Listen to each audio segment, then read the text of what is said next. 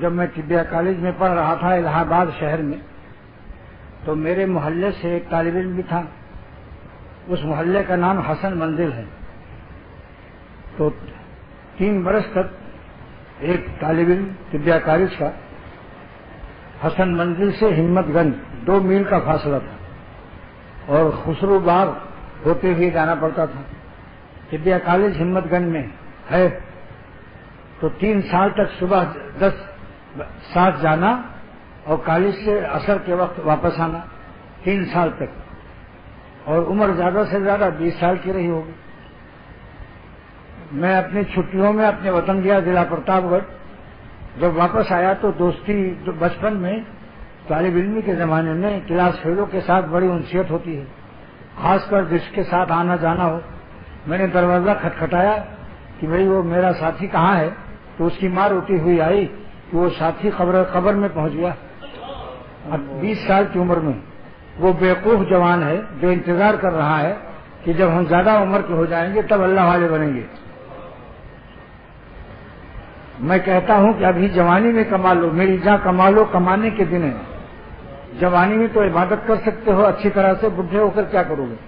اچھا، خود یہی ظالم جوان جو جوانی کو چاہتا ہے رنگینیوں میں، ٹیڈیوں میں، فانی لذتوں میں، لیکن جب یہ گوشت منگاتا ہے تو اپنے نوکر سے کہتا ہے کہ دیکھو بڈھے جانور کا نہ لانا، حلوان لانا، حلوان، جس کا آغاز شباب جس جانور پر شروع ہو رہا ہو، پختگی نہ آنے پائے، اس کے گوشت میں نرمی ہو۔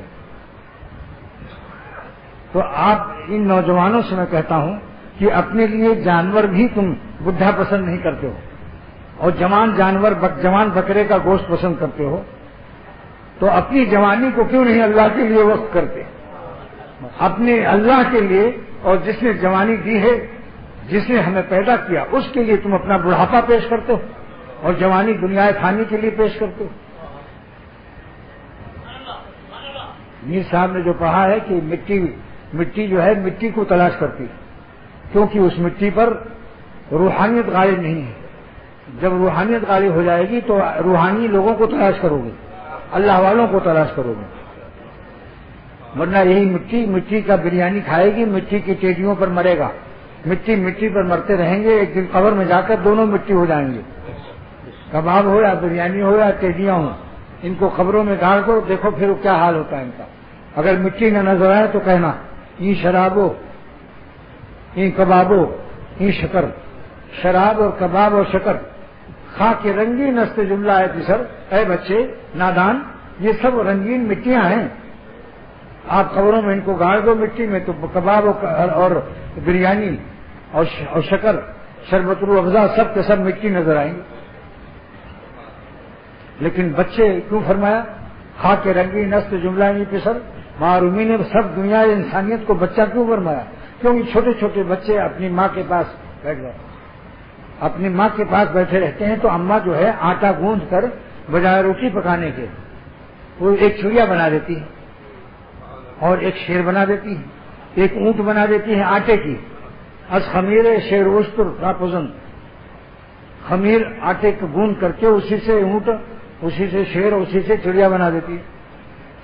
ہر سے وہ کف میزن، بچے چھوٹے چھوٹے اپنے ہاتھ چاٹتے ہیں، ہاں اماں بڑا جلدی سے کھلاؤ، بس بڑا انتظار ہے، یہ چڑیا کیسی چڑیا ہے، اور ماں نے آتے ہی گوندھ کر کے اس میں چونچ بھی نکال دی اور 2 پیر بھی بنا دیا، گویا چڑیا کھڑی چل رہی ہے 2 پیر سے۔ بچے ہیں کہ لڑ رہے ہیں آپس میں، کہ ایک بچہ کہتا میں شیر لوں گا، وہ کہتا نہیں میں اونٹ لوں گا، جو تیسرا بچہ کہتا ہمیں چڑیا چاہیے، جنگ ہو رہی ہے۔ ان بے وقوفوں کو خبر نہیں کہ منہ میں جانے کے بعد آٹے کا اونٹ، آٹے کا شیر، آٹے کی چڑیا منہ میں جا کر سب آٹا ہو جائے گا۔ بولو یہ بچے قابل چاٹا ہیں یا نہیں؟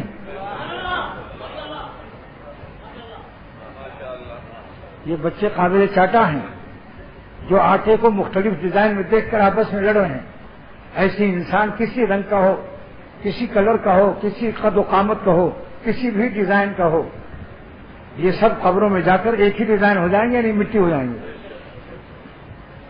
مگر چھوٹی نادانی جو کیسے دور ہوگی، یہ نادانی دور کیسے ہوگی؟ کب تک بچے رہو گے؟ بڈھے ہو کر بچے ہیں لوگ، بچپن مزاج تو اظہار طفلی نگشت، شادی شرازی فرماتے ہیں اے شادی 40 سال کا ہو گیا مگر بچپنا نہ گیا تیرا. مزاج تو اظہار طفلی نگشت، اس کا علاج صرف یہ ہے کہ بچے بالغ تو ہو گئے مگر پھر بھی چڑیا اور شیر اور اونٹ کی ٹکر میں ہے، تو معلوم ہے روح کے اعتبار سے بالغ نہیں ہے. اصلی بالغ وہ ہے نیست بالغ جز رہیدہ از ہوا. جلال الدین رومی فرماتے ہیں کوئی بالغ نہیں دنیا میں جب تک نفس کی بری خواہشوں سے پاک نہ ہو جائے. جو نفس کی بری خواہشوں سے پاک نہ ہو سمجھ لو بالغ ہو کے بھی نابالغ ہے. نیست بالغ جز رہیدہ از ہوا، کوئی بالغ نہیں ہے سوا ان کے جو خواہشات بری خواہشات سے پاک ہو گئے وہ بالغ ہیں.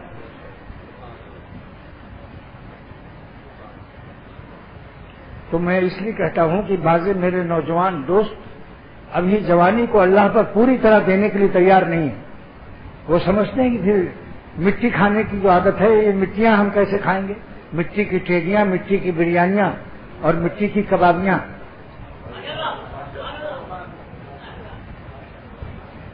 ارے نادانوں یہ سب مٹی ہونے والے ہیں. یہی تو کمانے کا دن ہے، جوانی ہی میں عبادت کر سکتے ہو.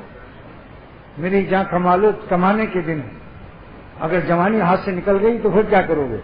اور جلال الدین رومی نے ایک بات اور فرمائی کہ ایک کانٹے کا درخت کسی محلے میں کسی کے گھر کے سامنے جم گیا. پڑوسیوں نے کہا اس کانٹے کے درخت کو اکھاڑ دو. اس نے کہا کل اکھاڑیں گے. کل کہتے 6 مہینے ہو گئے. ہاں درخت بد قوی تر میشور، وہ برا درخت کانٹے والا قوی ہو گیا، جڑ گہری ہو گئی. اور بر کنندہ تیر و مستر میشور، اکھاڑنے والا بڈھا اور کمزور ہوتا جا رہا. تو بری عادتوں کو اس کو نظر انداز مت کرو. یہ تمہارے دل میں ایسی پیوست ہو جائیں گی کہ آکسیجن چڑھی ہوگی، بے ہوشی کے قریب ہوگے، پھر بھی نرسوں سے نظر بازی نہیں جائے گی. اور اسی لعنتی کھیل میں ملعون بن کر اللہ کے پاس چلے جاؤ. جلدی کوشش کرو کہ ہمت کی بازی لگا کر بادشاہی بن جاؤ اور کرگسیت اور گیدڑیت سے پاک کر لو اپنے، ورنہ گیدڑ کالونی میں بھی چلے جاؤ. گیدڑ کالونی کا ایڈریس نہیں بتاؤں گا، سب کام میرے ہی ذمہ ہے. کچھ آپ بھی تلاش کیجیے. بتائیے. تو اس لیے بتا دیا کہ جلدی کوشش کرو. اور میں قسم کھا کر کہتا ہوں کہ جو شخص اپنی زیادہ اعلیٰ درجے کی زندگی اور جوانی کو دے گا اللہ پر اور جلد اللہ والا بن جائے گا، مرتے دم تک اس کی جوانی قائم رہے گی. کیونکہ اللہ تعالیٰ کا قرآن پاک میں وعدہ ہے ما عندکم ینفد، جو تم اپنے مزے میں استعمال کر رہے ہو جوانی کو یہ سب فنا ہونے والی ہے. وما عند اللہ باق، اور جو اللہ کے پاس جمع کر دو گے وہ ہمیشہ باقی رہے گا. تو اگر تم نے کالے بالوں کو اور جوانی کے جذبات کو مولا پر فدا کر دیا تو تمہاری جوانی ہمیشہ قائم رہے گی. کیونکہ اللہ کے یہاں خزانے میں جو چیز جاتی ہے وہ ایسے باقی ہیں کہ ان کے خزانے میں جو چیز داخل ہوئی وہ سب باقی ہو جاتی ہے. اور تمہارے کھانے پینے اور استعمال میں جتنے تربوز یوز کرو گے وہ سب کے سب پانی ہو جائیں گے. اس لیے اب دیر مت کرو کہ اور بڈھے ہو جائیں گے تب چھوڑ دیں گے. اس سے معنی جب تک طاقت گناہ رکھتے ہو اس سے دستبرداری کا ارادہ نہیں ہے. جب طاقت ہی ختم ہو جائے گناہ کی تب کیا کرو گے تم؟ توبہ. بولو بھائی، ایسے دن کا انتظار کرنا چاہتے ہو کہ گناہ کرنے کی جذبات اور طاقت ہی نہ رہے، ڈائر میل کے بغیر نیل ہو جاؤ. اللہ تعالیٰ توفیق دے. خوش نصیب ہے وہ ظالم. سن لو، یہاں ظالم بمانے معشوق اور محبوب کے ہیں. وہ جوان بہت خوش نصیب ہے جو جوانی اپنے مولا پر فدا کرتا ہے. اللہ تعالیٰ اس کی جوانی کو قبول فرما کر سارے عالم کے مزے دونوں جہان کے دل میں اس کے گھول دیتا ہے. کبھی اس کو حسرت نہیں ہوگی کہ میں نے ٹیڈیوں کی چکر بازی، سینما اور VCR اور ننگی فلمیں کیوں نہیں دیکھی، بلکہ چھوڑ کر خوشیاں منائے گا اور شکر ادا کرے گا کہ مٹیوں کا کھیل مجھے اللہ نے چھوڑا دیا. یہ بد نادان بچوں کا کام ہے، اللہ والوں کا کام. دیکھ لو صدیق اکبر رضی اللہ تعالیٰ عنہ 16 سال میں حضرت صلی اللہ تعالیٰ علیہ وسلم کے اوپر فدا ہوئے اور حضور صلی اللہ تعالیٰ وسلم 18 سال کے تھے. دیکھا آپ نے کشش نوریاں مر نوریاں راجا جیون، اہل نور کو کھینچتے ہیں، اور ناریاں مر ناریاں راجا جیون، اور جہنمی جہنمیوں کو کھینچتے ہیں. صدیق اکبر کا کیا شان تھی، اس لیے ان کا دل پورے مکہ شریف میں ان کو دوستی کے لیے کوئی نہ ملا، صرف سرور عالم صلی اللہ تعالی وسلم سے ان کی دوستی تھی، اور حضور صلی اللہ تعالی وسلم بھی پیار کرتے تھے۔ روزانہ دونوں بزرگوں میں ملاقات ہوتی تھی، صدیق کی جوانی اور ایک پیغمبر سید الانبیاء کی جوانی، دو جوانیاں، شباب صدیق اور شباب سید الانبیاء ساتھ ساتھ رہتے تھے اس جوانی میں، کیا آغاز جوانی ہے 16 سال کی عمر میں، مگر دونوں نے ایک دوسرے کو دیکھا۔ صدیق نے پیغمبر کی جوانی دیکھی، پیغمبر نے صدیق کی جوانی دیکھی کہ مجاز نہیں کبھی کوئی نامناسب اور نافرمانی یا اوچھاپن یا حماقت احمقانہ حرکت زادی ہو، اور سب سے پہلے اسلام لائے۔ تو اس لیے میں کہتا ہوں کہ جوانی ہی میں کسی اللہ والے کے ہاتھ فروخت ہو جاؤ۔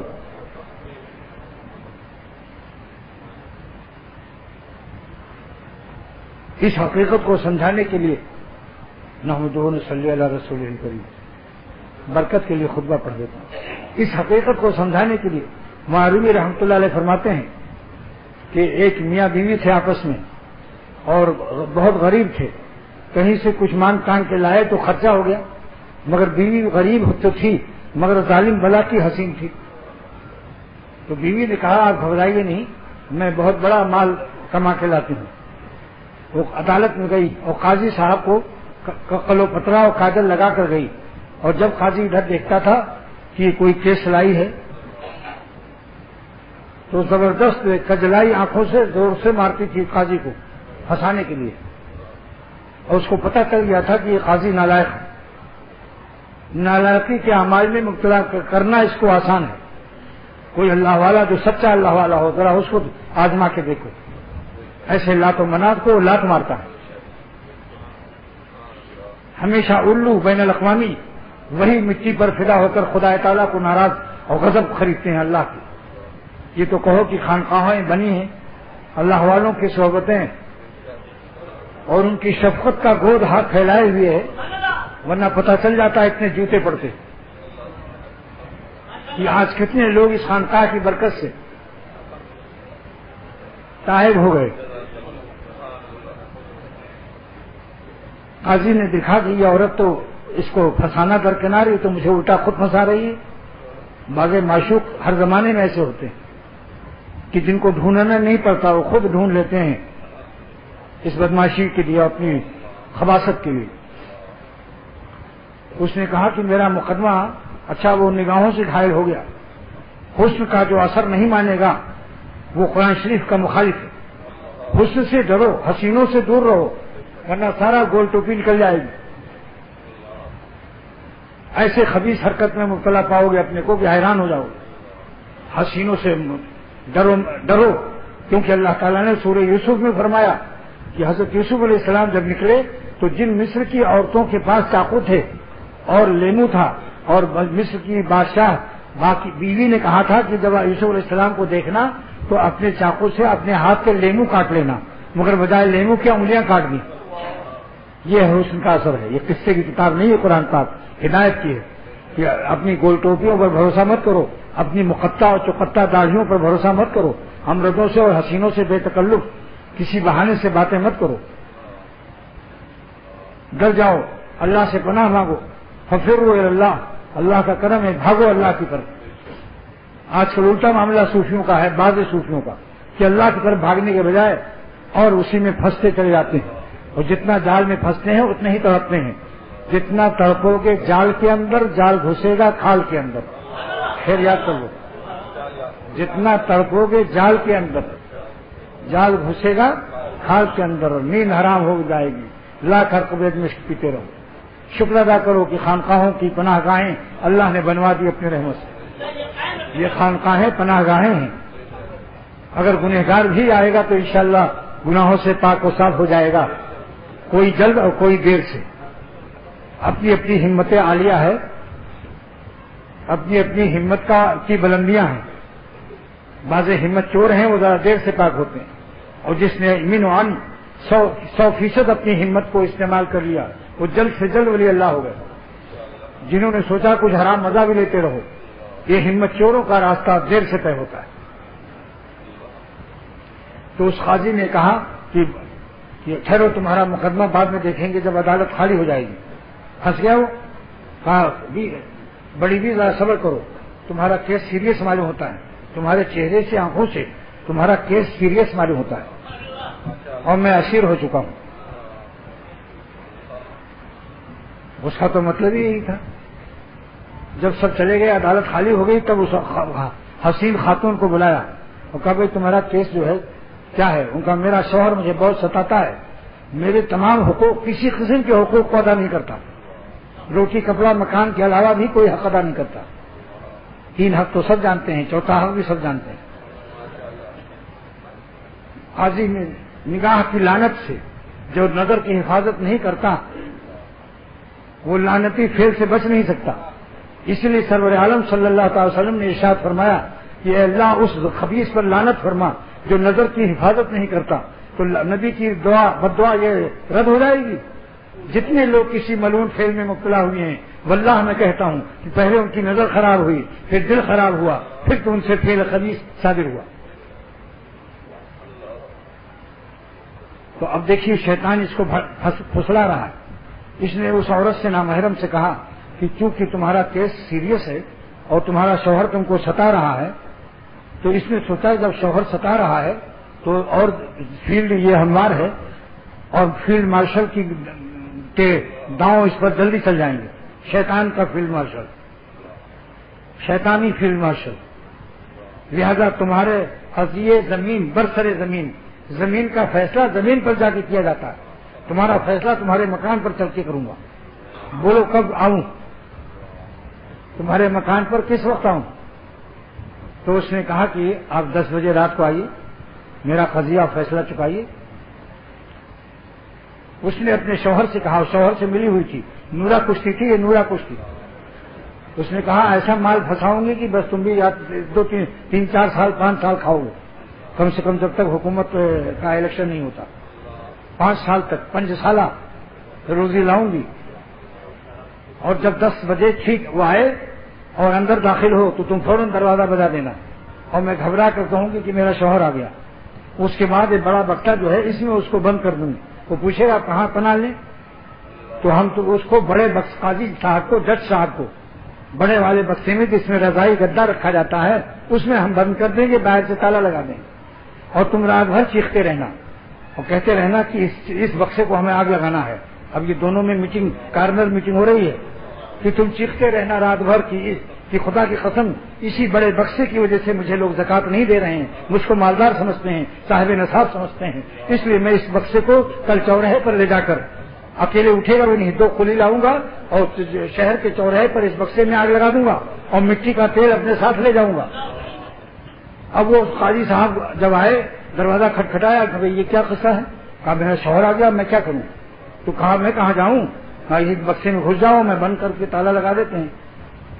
اس کا خیال بھی نہیں جائے گا کہ اس میں قاضی صاحب ہیں. کھانسنا وانسنا مت, کھانسنا مت, یہ ہے کھانسنا.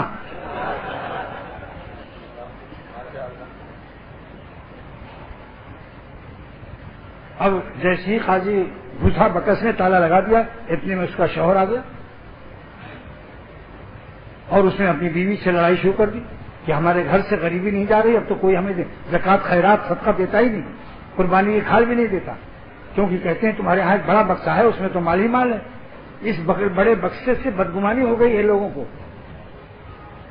لہذا اس کل صبح ہی فجر کی نماز پڑھ کر سب سے پہلا کام یہ کرنا ہے کہ شہر کے چوراہے پر اس بڑے بکسے میں مٹی کا تیل لگا کر آگ لگا دوں گا اور شہر والوں سے کہوں گا کہ اب تو مجھے خیرات دو, کیونکہ جو تمہاری بدگمانی تھی اگر اس میں مال ہوتا تو ہم آگ اس میں کیوں لگاتے. اب قاضی کے تو پیخانے نکل گئے, یہ تو صبح تک نیند حرام ہو گئی اس کی کہ کل کیا ہوگا میرا حال. صبح اٹھتے ہی نماز فجر پڑھ کر فوراً 2 کلی کو بلایا اور دونوں پولیس فائز کو ایک پیچھے ایک آگے سر پر رکھو, لے جاؤ. غصے میں چلا رہا ہے, ایسا فرضی ایکٹنگ کی ہے اس نے کہ وہ جج جو تھا قاضی کانپنے لگا اور تمام شہر میں چلاتا جا رہا ہے چوراہے پر اس کو جلانا ہے کیونکہ اس بڑے بکسے سے مجھے خیرات زکات صدقات اور چمڑے کے کھالات نہیں مل رہے ہیں. اور اس بڑے بکسے میں کچھ اس میں سوراخ تھے درازے, جس سے وہ خود کر رہا تھا، اور وہ تھوڑا پیچھے بھی ہو گیا. آگے آگے کولی جا رہے ہیں کہ فلاں چوراہے پر رکھ دو اس کو. اتنے میں اس بڑے بکسے کے اندر سے آواز سنی کولی لوگوں نے، مزدوروں نے، کہ میں جج ہوں شہر کا، بہت بری طرح سے پھنس گیا ہوں، حسن ظالم سے پھنس گیا ہوں میں. ایک آدھا شعر ہے یہ، حسن ظالم سے پھنس گیا ہوں میں. مزدوروں نے کہا پھر کیا چاہتے ہیں آپ؟ کہا کہ دیکھو یہ تم کو تھوڑا سا پیسہ دے گا، میں تمہیں اتنا دوں گا کہ خزانہ میرے پاس ہے، لاکھوں روپیہ تم دونوں کو دوں گا. تم فوراً جاؤ، میرا اسسٹنٹ قاضی جو ہے، نائب جج اور نائب قاضی، اس کو اطلاع کر دو کہ جج بری طرح پھنسا ہوا ہے، جلدی سے خزانے سے لے جاؤ، اس کو خرید لو، بکسا خرید لو. اگر بکسا نہیں خریدا تو یہ ڈالی میں آگ لگا دے گا. اب بکسا چوراہے پر چھوڑ کر وہ بھاگے اسسٹنٹ قاضی کے پاس، اور یہ اور چلا رہا کہ دیکھو مٹی کی بوتل میرے پاس ہے، ابھی میں اس کو جلاتا ہوں. اتنے میں اسسٹنٹ قاضی آ گیا. اس نے کہا بھائی کیوں آگ جلا رہے ہو؟ کہا بھائی اسی کی وجہ سے تو میں زکات خیرات نہیں بھی پا رہا ہوں. کہا تو جلاتے کیوں ہو؟ بیچ دو. کہا ٹھیک ہے میں بیچ دوں گا اگر پیسہ اچھا ملا.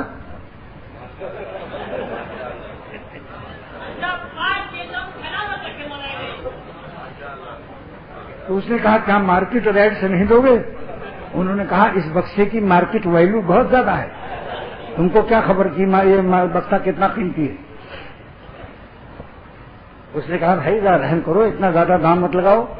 اس نے کہا کہ دیکھو زیادہ باتیں مت کرو، یہ مٹی کی تیل کی بوتل ہے اور دیا سلائی ساتھ میں ہے، ابھی آگ لگ جائے گی تب پھر پچھتاؤ گے، جلد سے جلد خرید لو، گفتگو میں میرا وقت اور اپنا وقت ضائع نہ کرو. اب بھائی کیا لوگے؟ اسسٹنٹ قاضی نے کہا کیا لوگے اس بکسے کا؟ وہ تو جانتا تھا اس بکسے میں قاضی چھپا ہوا، بکسے کی قیمت تھوڑی مانگ رہا تھا، وہ محفل بکسے کی ساتھ مانگ رہا تھا. بکسا میں محفل بکسا سے. اس نے کہا کہ اس کی قیمت 3 لاکھ ہے، اس زمانے کا سکہ، جو کہ ہم سوچا دل میں 10-20 سال کھائیں گے خوب. اس نے کہا کہ بھائی ذرا کچھ تو ریٹ کم کرو. اس نے دیکھو اب ایک دفعہ ریٹ بنا دیا چوہا، اب اگر تم نے بات کی تو بس فوراً میں آگ لگا دوں گا، کیونکہ میں نے قسم کھائی ہوئی ہے رات میں اس بکسے میں آگ لگانا ہے. اب قسم توڑوں گا، کفارہ ادا کروں گا اور تم فوراً پیسے دے دو. اس نے ادا کر دیا، کیونکہ اب سوچا کہ ہمارے آفیسر اور ہمارے سر ابھی ختم ہو جائیں گے جل کے. وہ مانگا، دام دے دیا، اور انہی کلیوں سے اس کو لے کر وہ بھاگ گیا اسسٹنٹ قاضی خرید کر کے. اور جب ان کے قاضی صاحب کے مکان میں ان کو داخل کیا اور وہیں بکسا کھول دیا تالا، اور وہاں کوئی نہیں تھا. جب جج صاحب اس بکسے سے نکلے، تالا کھولا گیا تو انہوں نے کہا جلدی پانی لاؤ. سب دھو دھا کے کپڑا بدل کر اور جلدی سے 10 رکعت 12 رکعت توبہ پڑھی، اور ہر 2 رکعت کے بعد رونا شروع کر دیا کہ اللہ رحم کرو، کبھی ایسی حماقت نہیں کروں گا، کسی حسین پر بدنظری نہیں کروں گا. اس لعنتی فعل نے ہم کو کہاں سے کہاں رسوا کر دیا. تو مولانا رومی رحمۃ اللہ علیہ فرماتے ہیں کہ 10 سال تک ان لوگوں نے اس پیسے سے کھایا. 10 سال کے بعد پھر وہ عورت وہیں عدالت میں آئی قاضی صاحب کے، اور پھر وہی کاجل لگایا مارکے والا. اور جب اس نے آنکھ مارا تو ان کا خبیث کہیں کی ہم یہاں سے نالاج، ایک دفعہ تو مجھے پھنسا دیا، پھر دوبارہ آئی. اس کو کہا پولیس والوں سے دھکے دے کر اس کو نکالو.